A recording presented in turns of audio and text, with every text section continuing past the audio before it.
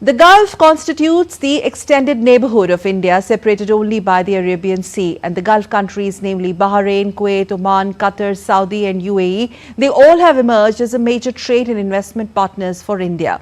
The GCC countries collectively host around 9 million Indian nationals, and the cultural and people-to-people ties between India and the Gulf have historically been the bedrock of the bilateral relations. So, with the incoming visit of the Qatar's Amir, the ties are bound to get consolidated further. To talk about the significance of this visit and its impact on New Delhi and Doha ties, we are very glad to be joined by Ambassador J.S. Mukul. He's been the former Indian envoy to Oman, and extremely happy to have Subhomoy Bhattacharjee, senior economic journalist, on the show. Thank you very much, Subhomoy, sir. Such a pleasure having both of you. Ambassador, I would like to start with you. Give us an overview of the significance of the visit of Amir of Qatar, considering India's excellent relations, the trajectory we have seen post-2014 with all GCC countries. Thank you. Absolutely, I think it's a very significant and important visit. It cements the journey that we have been that has been embarked upon, particularly by the Honorable Prime Minister, of forging at 2 or 3 levels. One, at the personal level, the contacts with the leadership of the 6 GCC countries and beyond, of course. At another level, to forge strategic relations with GCC countries and India. We already had strategic relations with a number of other GCC countries, and I'm very happy and I think it is absolutely appropriate that this visit has elevated the India-Qatar relationship to a strategic partnership. The Gulf region is not just our extended neighborhood, it's also a strategic neighborhood.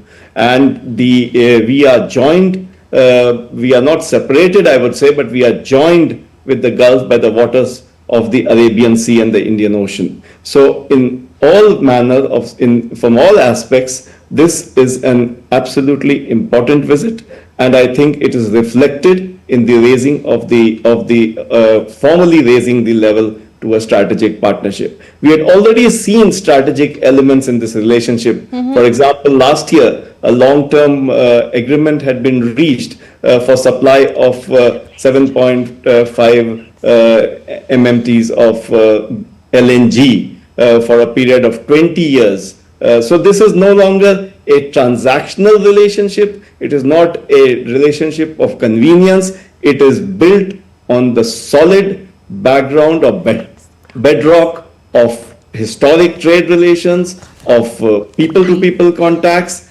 and of our bilateral relations in their multifaceted aspects. So yes, to sum up and by way of overview, I think it is a most seminal, I would even say a historic relation, which has brought our bilateral relationship to a strategic partnership. Subhomoy, taking a cue from this, how has India's relationship grown in a multifaceted way with the Middle East in general under the leadership of Prime Minister Modi? In a sense, we have gone beyond trade? Well, certainly, Sakal. I mean, the big thing about India's relation with Middle East is that, as you were just discussing, that there is different ways in which we have looked at different countries. The key arm of our relationship with the Middle East is, of course, the India-Middle East Economic Corridor, Europe-Middle East, IMEC.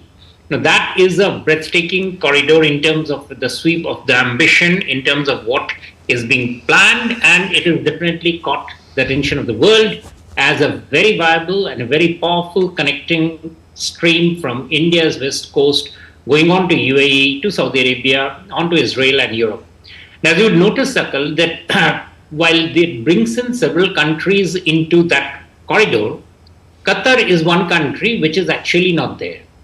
And while India's relationship with, say, UAE and Saudi Arabia have really gone ahead, in fact, with UAE, we are looking, as Commerce Minister Piyush Goyal had said, our investment of something over $100 billion very soon. Qatar has actually lagged.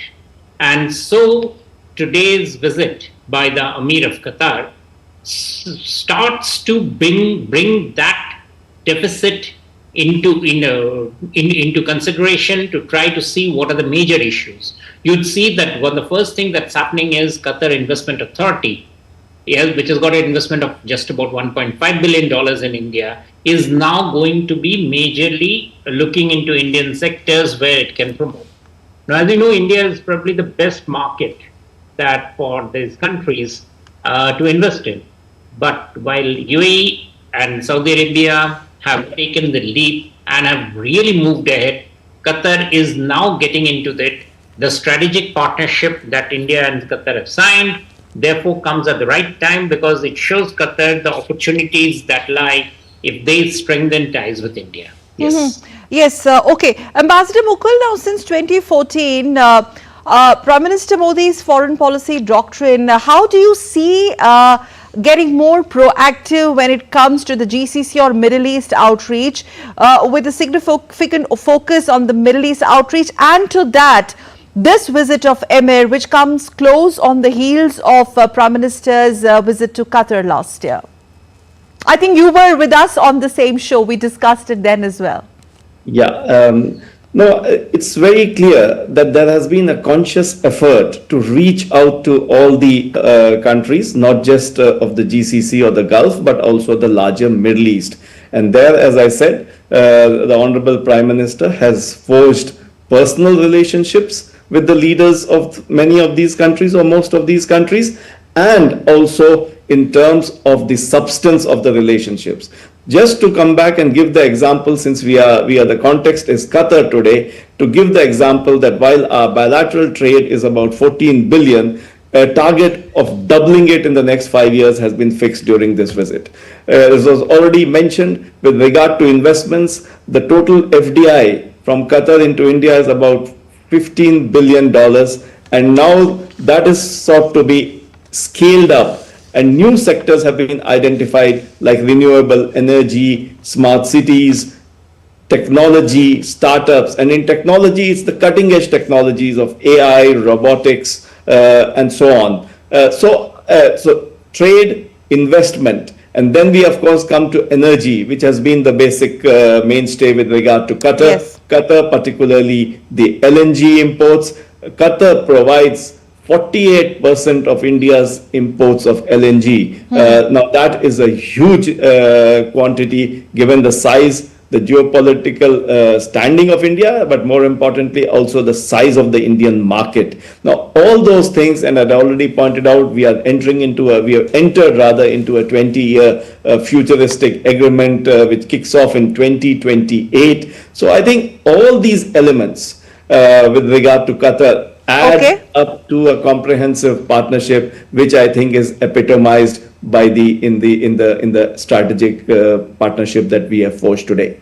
Okay, Subhomoy, if you could also just take us through the historic significance, the ties between the two nations, the Silk Route become, there is a context to it. The region historically, which has been important for India due to its energy, resources, trade routes, etc.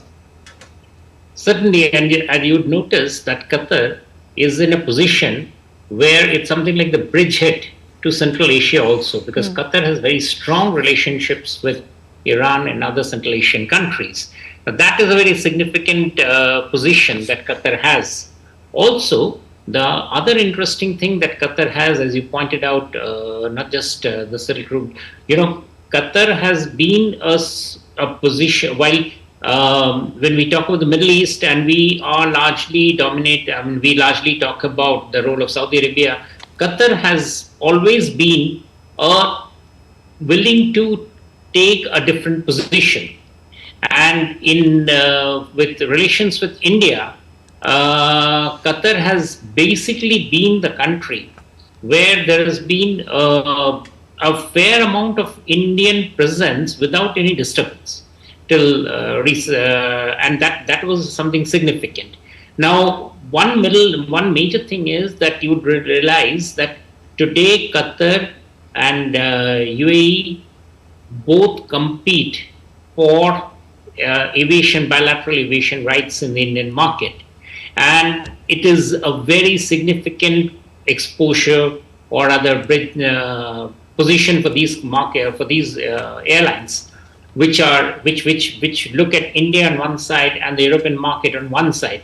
So India is in a very commanding position to be able to take advantage of both the historical ties as well as the potential that Qatar offers as a counterpoise to many other countries. It is once Qatar is there with India in the Middle East corridor, then what happens is that India has sort of established a very deep relationship with all of these countries, and that's a very significant impress, because there's no other major I should say global power right now which has got such a uniformly good relation with all the countries of that region. And that is saying a very big deal and a very strong endorsement of the diplomatic reach that India has made out to that region. Yes. Okay, also coming to the important component, Ambassador Mukul, large Indian diaspora, the way it has seen this or contributed in this massive transformation in diplomatic, economic and strategic ties under Prime Minister Modi's leadership. Yes, the Indian diaspora has been in the GCC for a long time, but actually in the last few years, and today you mentioned 9 million in the 6 GCC countries. In Qatar, I believe the figure is about 835,000 Indians. But it's not just the numbers, it is the fact that their contribution is valued, it is appreciated. The Indians are respected for their integrity and honesty, for their hard work, for the skills and the technical knowledge and skills that they bring to the table. And I think across the board in GCC countries, the sentiment is that the Indian community has been a major contributor in the progress of each of these countries, and Qatar is obviously no exception. I would go to the extent of saying that the Indian community is considered a factor of stability in all these countries. In fact, in Qatar, I believe the Indian diaspora accounts for almost 25 or 27% of the total population of the country. And I think that's saying a lot. And the fact that they are valued and their contribution has been recognized is, I think, something to be very proud of. Okay, and the deepening ties with key Middle Eastern nations also in a way, Subhomoy, reflects India's recognition of the region's strategic importance, whatever is happening in the world right now, geopolitically speaking, and the mutual benefits, the robust partnership. How does Qatar view India in this scheme of things? Well, what I would say that what's happened is Qatar, as I started by saying, has been a bit of a slow starter. Despite the strong presence of the Indian community, as the ambassador rightly pointed out, Qatar has been the biggest seller of gas, natural gas to India. It accounts for almost 50% of the gas that we buy. But beyond that, Qatar has not really been able or willing to really push the package in terms of exploring deeper ties. Which has been sought to be corrected, because for Qatar, the Qatar Investment Authority to open an office in India, to get deeply into the Indian markets is a phenomenal advantage. This is something that is actually very, very useful for both India and USA and for Qatar. As you know, India has actually in this budget given advantage to sovereign wealth funds that the favorable tax structures will continue. So for Qatar, that actually is an opportunity to build on and to give operational and to bring in lots of things. For instance, things like making UPI, India's United Payment Interface, in point of sales in Qatar. The acceptance of setting up more roles in the gift city. These are things which will actually make Qatar much more integrated with the Indian market, the financial markets, and lots of other advantages which is now starting to show and will start to show for Qatar. And that I think is something that Qatar is very keen to maximize upon. Final question, Ambassador Mukul and Subhomoy. Ambassador Mukul, you first. How do you see India's positioning as a blend of economic, strategic and cultural diplomacy? The way Prime Minister Modi has positioned India as a vital player in the Middle East politics, paving the way for a future where they look at shared stability and shared prosperity. Yes, I think one important thing to note is that we have looked at our relationship with each of the countries in the Middle East on their own merits, what is sometimes known as de-hyphenation. We have not looked at any of these relationships through the prism of any other country. And that is one of the reasons that we have been able so successfully to navigate despite the fault lines between some of these countries in the Middle East and at one time even in the Gulf, that we have been able to navigate our relationship with each of them without really falling into the pitfalls that they are there already. So I think that has been quite a success of Indian diplomacy and our foreign policy and our diplomatic profile, that we have been able to have the best of relations. Just to give an example, when there was fissures within the GCC, we had the best of relations with Saudi Arabia, UAE, Bahrain on the one hand, and Qatar and others on the other hand. Similarly, with regard to the Palestine, the Middle East region, we have the best relations with Israel and also with the Palestinians and the Arabs in general.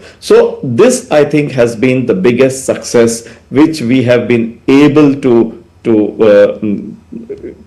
convincingly project, that ours is a reasonable stand, ours is a logical stand, and we do not take sides in their disputes and Correct. their differences, but our relations stand on their own merits, of course, based on the mutual interest of both the parties. Right. Subhomoy, very quickly, your take. Yeah, Qatar is now realizing that the relationship with India cannot just be based on gas.